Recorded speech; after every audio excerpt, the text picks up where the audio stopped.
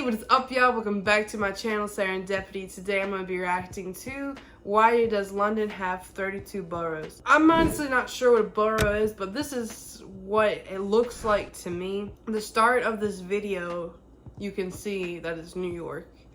And then there's highlighted spots. So that would be like Brooklyn, Manhattan, stuff like that. Because like New York is then broken into like certain places. Anyway, I would have thought to call them districts. I didn't realize that they were called boroughs. I don't know. So I'm guessing that's also London, because New York is huge and London is massive. So I guess it's little places inside of London that I would call districts, but are called boroughs.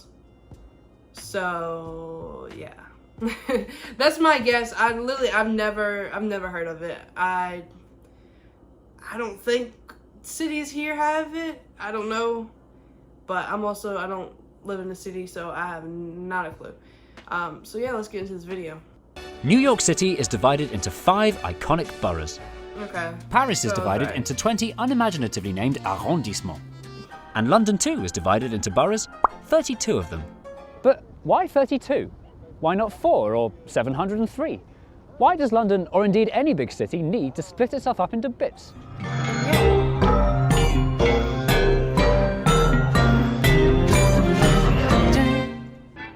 Greater London is f***ing enormous. With a population about the same as an entire Switzerland, if it were run by just one council, it would be gargantuanly huge compared to the next biggest one in England. Wow. A super council like this would be bureaucratic and inefficient, and there'd inevitably be whole neighbourhoods that get totally forgotten about.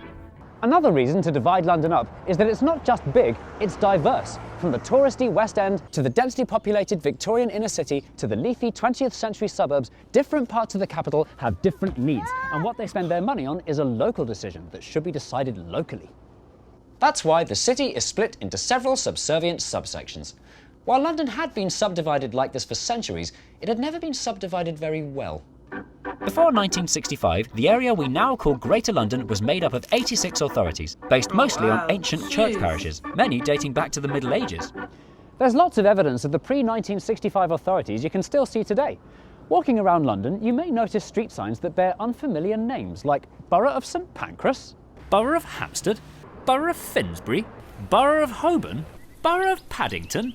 Some of these old names survive today as parliamentary constituencies, and they also turn up in some unexpected places, such as St Marylebone Crematorium, which is nowhere near Marylebone, and St Pancras Cemetery, which is nowhere near St Pancras. These were named after the councils that built them and not their locations, which in those days were empty countryside. The presence of the ex-boroughs can also be felt in some of the lovely town halls they left behind. Lots of these Grade 2 listed buildings have been turned into things. Battersea Town Hall is now Battersea Arts Centre, Hampstead Town Hall is now Wack Arts Centre, Hornsey Town Hall is now Hornsey Town Hall Arts Centre, etc, etc, etc. They just all turn them to art centers. etc, etc, etc. Wow. So what was wrong with these old boroughs, and why were they gotten rid of?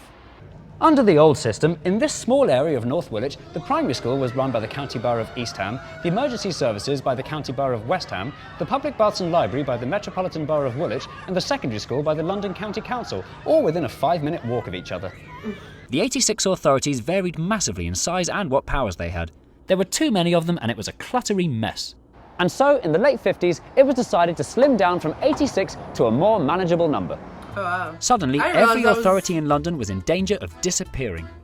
Except one. New. Right in the middle of the map is the very small and very confusingly named City of London. This square mile on the site of Roman Londinium has always done things differently from the London that surrounds it. To this day, they have their own separate police force, separate taxes, and separate Lord Mayor. The corporation that runs the City of London is so old, nobody knows how old it is.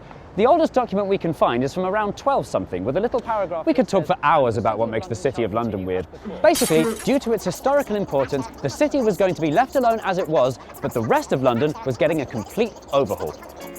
This is the first attempt at a new map, drawn up in 1957 by the inventor of Greater London, Sir Edwin. Wow, that's pretty, early. Everything in England seems like it's happened for literally centuries ago. And this just have happened in the 1950s is pretty weird. to hear it from England. Herbert, with 52 new boroughs. So why wasn't it used? When this map was shown to the man who had to approve the new boroughs, Minister for Housing and Local Government 𝐂𝐮𝐤𝐽𝐽𝐿, he didn't like it for 2 reasons. I don't like it for 2 reasons. 1, these suburban fringes aren't going to be part of London after all, and B, these boroughs are still too small. A proper borough should function like a city in its own right. It should have a natural centre for shops and services, good unbroken lines of communication like roads and rail, and a population no smaller than 200,000. A tried and tested size for an efficient council. And so began the task of creating the new, bigger, more powerful boroughs, each one more equal than the last. This would be achieved by merging the old 86 authorities together in new combinations. Some neighbours were happy to dutifully partner up, but some authorities, actually most of them, were not feeling cooperative, making the puzzle much trickier to solve.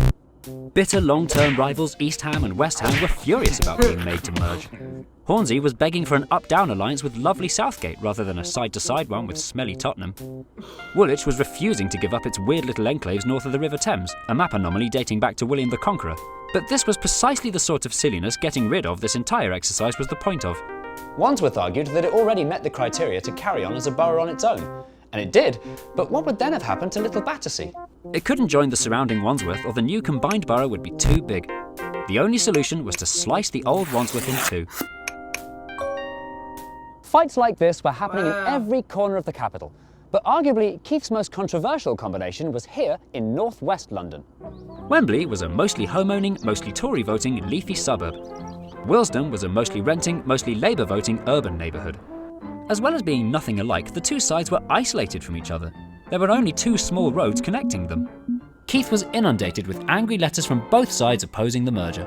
But since all the surrounding boroughs had been solved really nicely, and he was in no mood to start all over again, the improbable and impractical shotgun marriage between Wembley and Willesden had to go ahead. There was no way to give all 86 authorities what they wanted, but of the thousands of potential solutions, Keith calculated that the pattern to make the fewest people unhappy was this one. The answer to the question, how many boroughs should Greater London have, was 32. In the end, Keith did rather a neat job.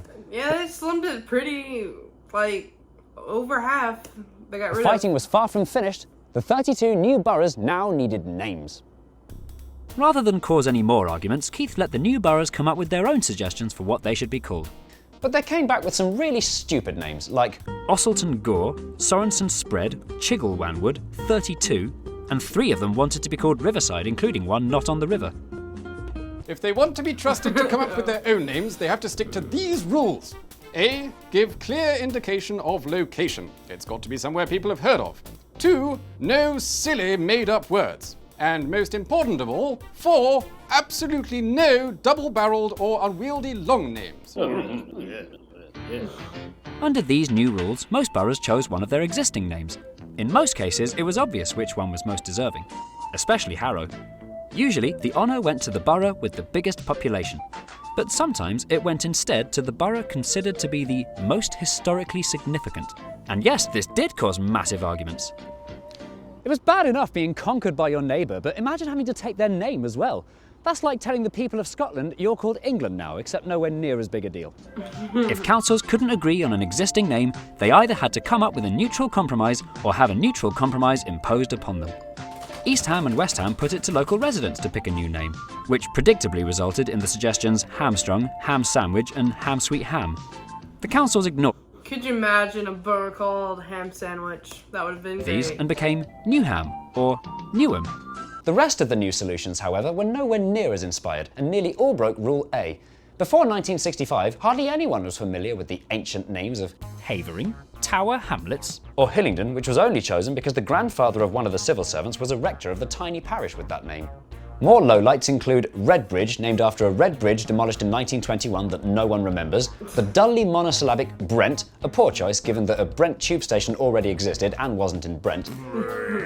And in my opinion, the worst one, Haringey, named after a small neighbourhood at the southern tip of the borough, but with one of the R's removed and one of the A's turned into an E. The two spellings have been confusing Londoners ever since.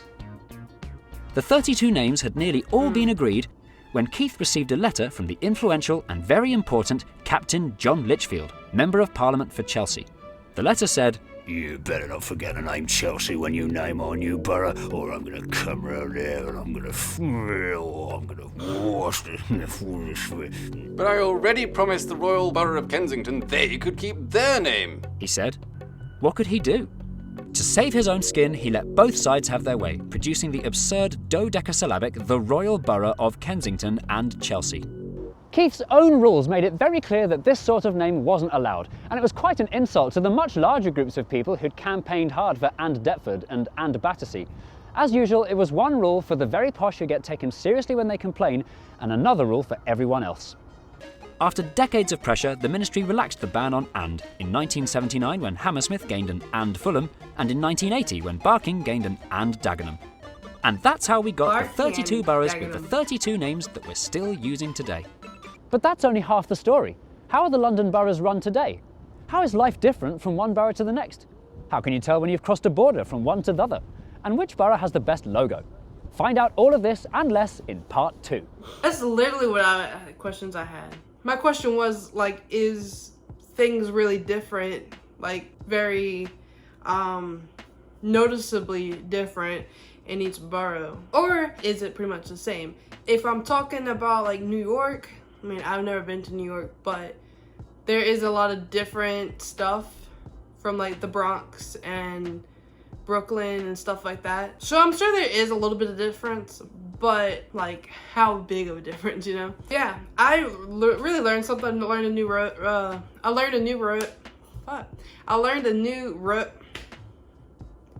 I can't even talk right now. I learned a new word, borough. I would have always just called it district. That's what I thought they were called, districts. I guess maybe it can both be correct. You know, it's like one of those things that maybe they are both. I don't know. I have no clue. But yeah, that's it. That's all I got. I hope you enjoyed this video. Like always, there's more to come, and I'll see you in the next one.